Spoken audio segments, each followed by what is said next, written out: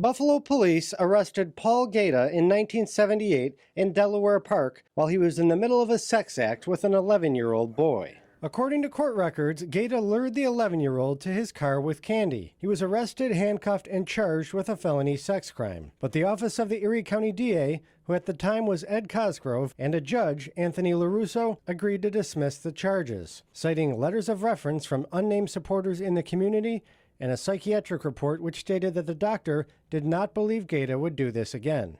Cosgrove, in a brief phone call, said he does not remember the case. But after Common Councilman Norm Backus put Gaeta in charge of the Advisory Board for Lovejoy Elderly and Youth, Ron Noacel says Gaeta did strike again, sexually molesting his brother Jeremy, who later committed suicide. And he said, Ron, I was raped. I think Jeremy had everything to do with Paul Gaeta, everything to do with the abuse.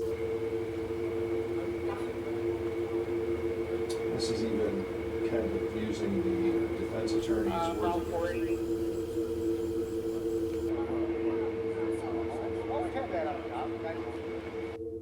He was arrested in 1978. Somehow, my father-in-law got into the sealed file. None of this would be coming to light without Sue Nardozzi and her father-in-law, Tony. Tony Nardozzi was an Erie County probation officer for decades, a staunch law and order guy who received a tip that Gaeta was applying to become a juvenile probation officer. But unlike most employers, Nardozzi had access to the sealed files about Gaeta's child molestation arrest. In this confidential memo to his supervisor, Nardozzi cited Hastreiter as saying that despite Buffalo police investigations of alleged child abuses in Lovejoy, Gaeta was never arrested because the parents of the boys refused to press charges. He never told me any of this. My mother-in-law gave me this after he died in 2015. I was shocked. The document, which Nardozzi believes her father-in-law delivered to his bosses in county probation, also stated that despite his past, Gaeta adopted a young boy in 1993 who was 12 years old, and another young boy who was 8 or 9. Following Tony Nardozzi's recommendation,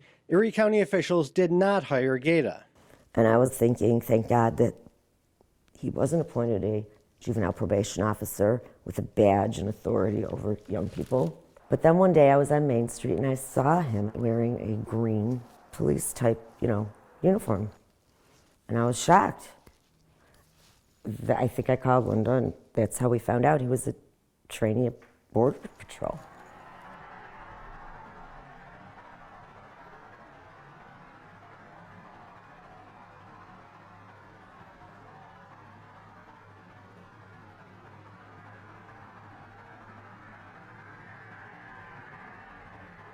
Gaeta worked for the U.S. government as an immigrations inspector in Buffalo and at the Toronto airport, before transferring to the Border Patrol station in Tucson, Arizona.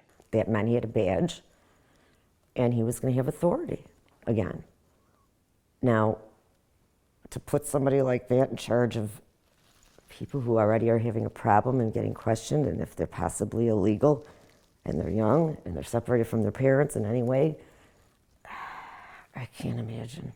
Gaeta's secret history of alleged child abuse never surfaced in 3 federal background checks because the records were sealed, something retired Border Patrol agent Steve McMartin says is relatively rare. It's always possible for someone to slip between the cracks. But Hastreiter and her mother were persistent, first going to Toronto and hanging these flyers in Gaeta's neighborhood, and then catching the attention of federal officials in the Southwest. Federal prosecutors in Arizona arrested Gaeta in 2006 and charged him with concealing a prior felony, the 1978 alleged molestation in Delaware Park, when he applied to the Border Patrol. To the question of, have you ever been charged with or convicted of any felony offense, he answered no. Prosecutors said Gaeta lied on his application and went to, quote, great lengths to hide the horrendous crime from 1978, not only because it would preclude him from this job, but could potentially destroy the career he had built working with children, and could cause a reevaluation of that and of the adoption of boys that he had adopted into his family. They also argued that on the border, Gaeta could come in contact with vulnerable refugees and could also be subject to blackmail.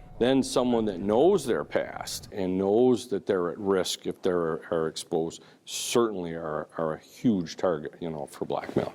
Testimony revealed that Gaeta habitually requested copies of his criminal records to make sure they were still sealed, even enlisting the help of a friend of mine who worked for the Buffalo Police Department who said he would do my fingerprints for me.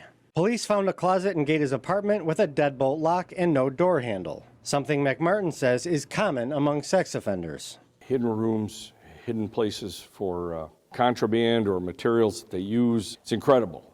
Diaries, speaking in code, keeping their notes in code. At trial, Gaeta said he was advised by his Buffalo attorney that the 1978 arrest was removed from his record and that he did not have to disclose it going forward. He said he, quote, was not trying to conceal anything. I was, however, prudently making sure that the law didn't change and that there was nothing that had changed in regards to the type of answer that I could give to that question.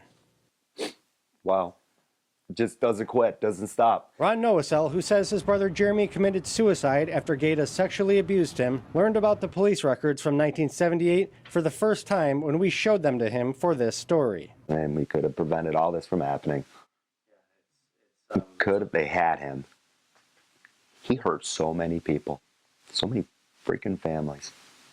It's so preventable. It just could have been stopped. That makes me very angry to hear that.